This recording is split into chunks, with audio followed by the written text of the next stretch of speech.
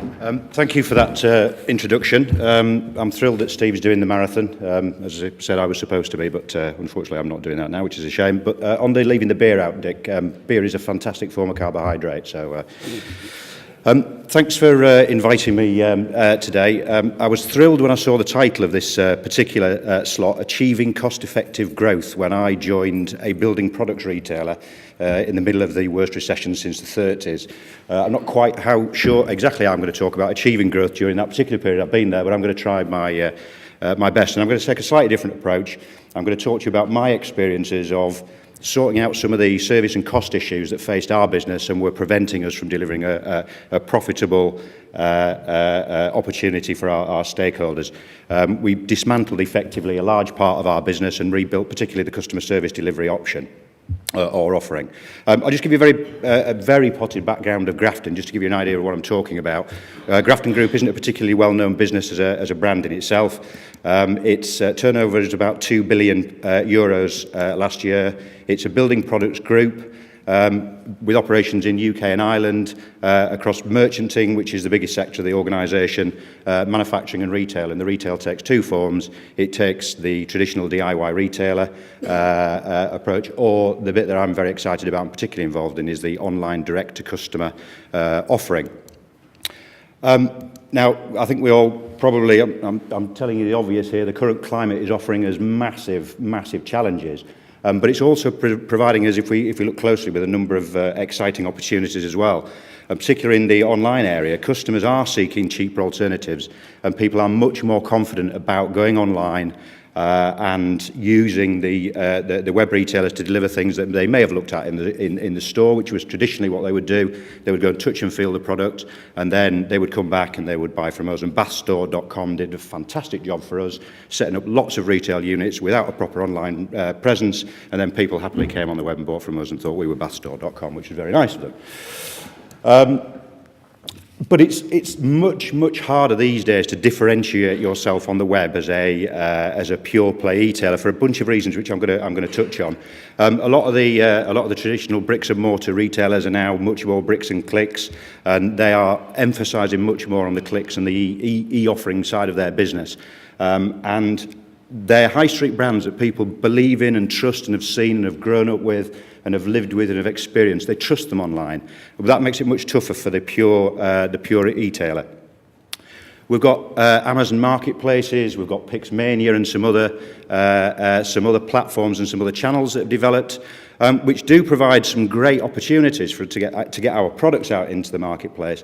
But when we're dealing with non-branded products, people like Amazon, people like Pix, they effectively anonymise, easy for me to say, the offer. You don't really very often think about who you're buying it from, particularly if you go into Amazon Marketplace. If I want to flog you a Makita drill and you go into Amazon, do you know who you're getting it from? You probably don't. A lot of people don't even realise that it's not coming from Amazon themselves. And it's the same with Pixmania. They're not just doing high-tech anymore. They're out there doing household and housewares and garden and all sorts of other things as well.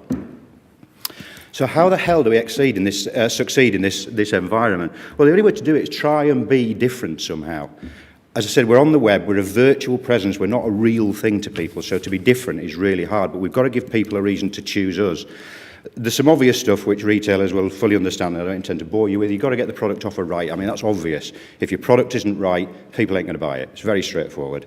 If the pricing isn't right, people are just not going to bother, they're going to go somewhere else. And it's so much easier now. Google product search, all the various shopping comparison sites. Anybody who doesn't go out there and buy themselves at the cheapest available price, quite frankly, is barking mad. It's so easy with the tools you've got available now to go online and find the cheapest offer. So, you know, we've been out there, we've been doing a lot of work on how we should set our pricing strategies up. We happen to have come up with a price matching strategy rather than a price beating strategy, but that's probably for another conversation. But you've got to be at the right price or people aren't going to come anywhere near you.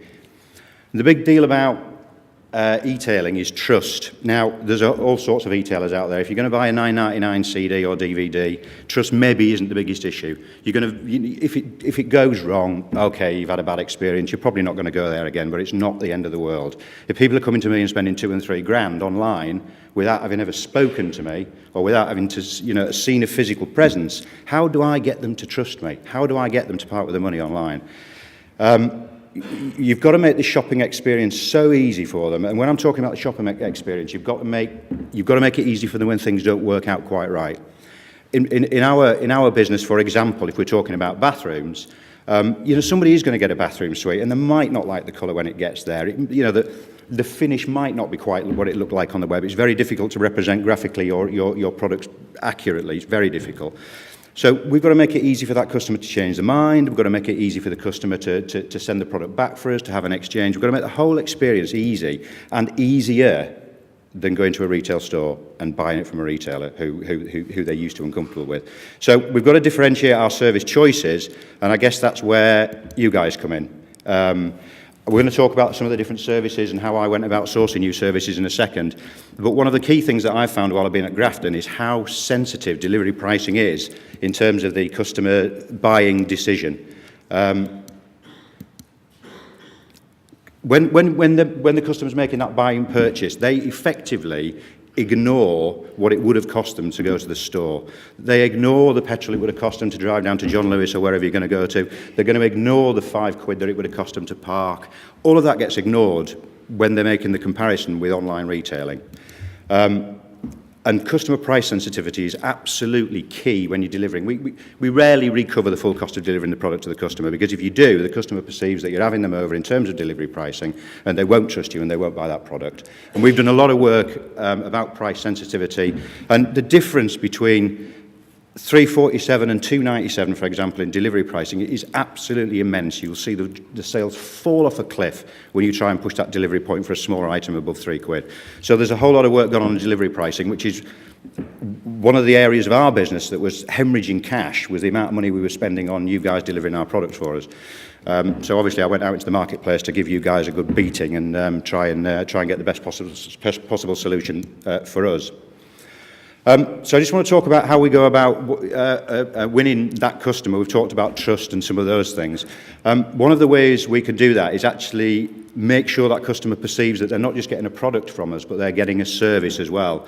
And what we've done, particularly in the Grafton businesses, is differentiate customers buying a very basic no-frills delivery service, which is, I guess, what they would expect, but also providing upsells so that we do have an opportunity to recover some of that delivery cost and to give the perception to the customer that they are achieving something different, a different kind of service. So, we went out there to find some basic delivery services. We went out there to find some genuine added value services.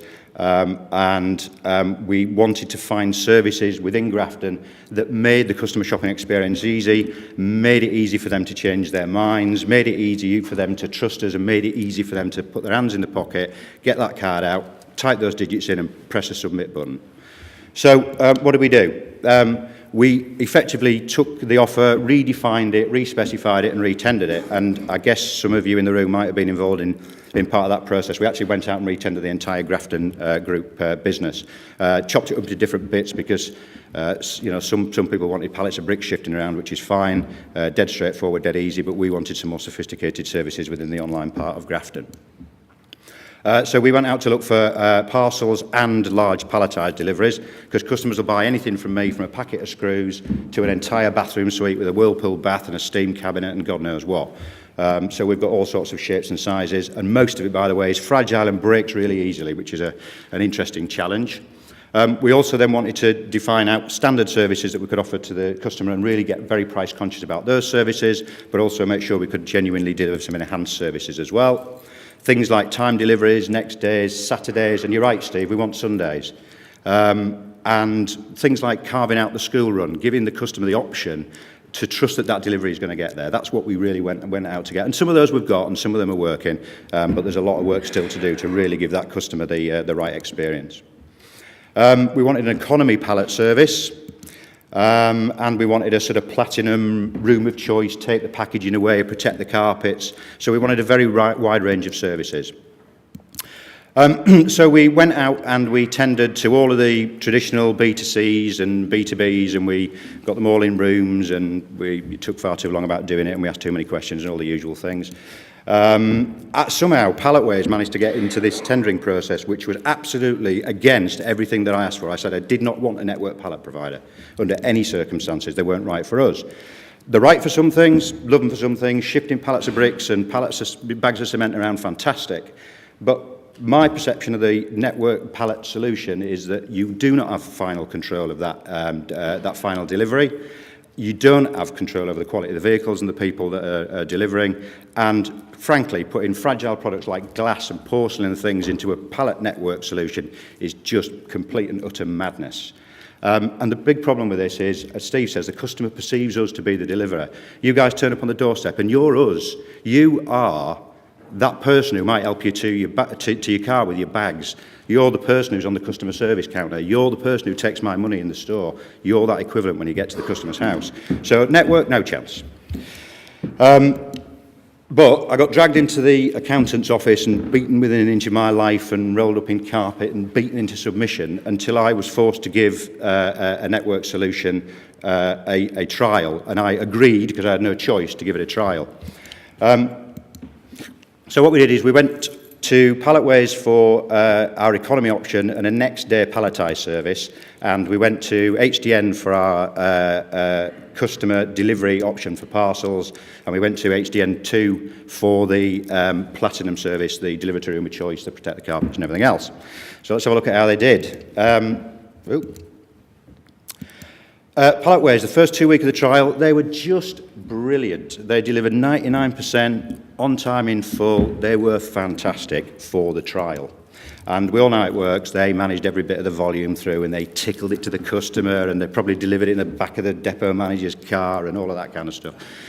So I was sat there waiting for them to start smashing my stuff to pieces and destroying it and everything else. And I have to say, it's not often like standing up in a room full of people and telling them that I was wrong.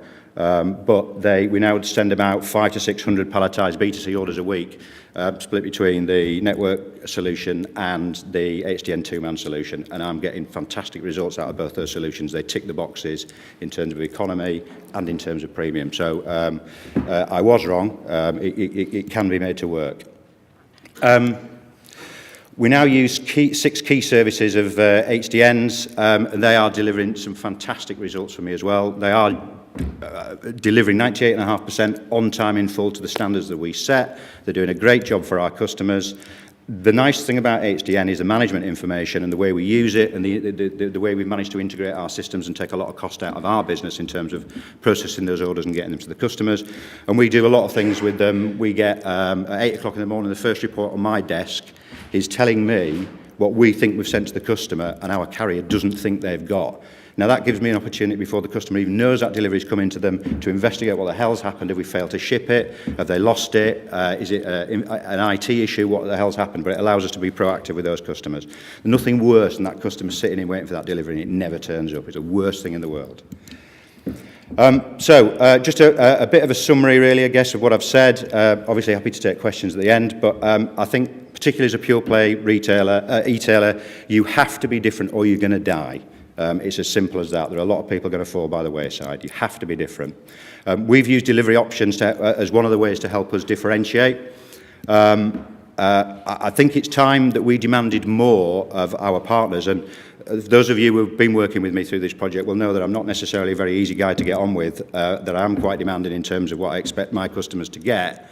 But I think we've spent too long accepting the services that are out there and allowing our partners to be the people that tell us what they can do, rather than us challenging them and say, come on guys, let's work together and let's see what we can achieve together. And I would encourage the retailers amongst you to get hold of your partners, give them a shake, slap them around a bit, do what you need to do, get in a room, but you can deliver more than the traditional services. Do not accept that B2B can do B2C. My experience is those offerings, when they're configured by you guys, can be very, very different. And unless you understand exactly what you are delivering to the customer and how it's going to be delivered, you can fall very short in terms of what you deliver to your customer. So make sure the services that you're buying are properly configured as a business-to-customer offer. It's very different delivering to an industrial unit somewhere than turning up on Mrs. Miggins's door and providing something that she's saved up a long time to purchase and that she's looking forward to receiving. It's very different. Go out there and look at some of the alternatives in the marketplace. You guys are coming up with new products and new services, and you are doing an excellent job in doing that. Don't sit around accepting the status quo, what you've always done, the way you've always done it. Go out there and see what's new, see what's going on. You guys, sorry, I think I've already said, you are adapting to the new world. I'd like to see you adapt a bit quicker, perhaps, get a bit more innovative. But I would encourage you, both the carriers and the retailers, go out there and take another look at what you're offering to your customers and what's out in the marketplace. Thank you very much.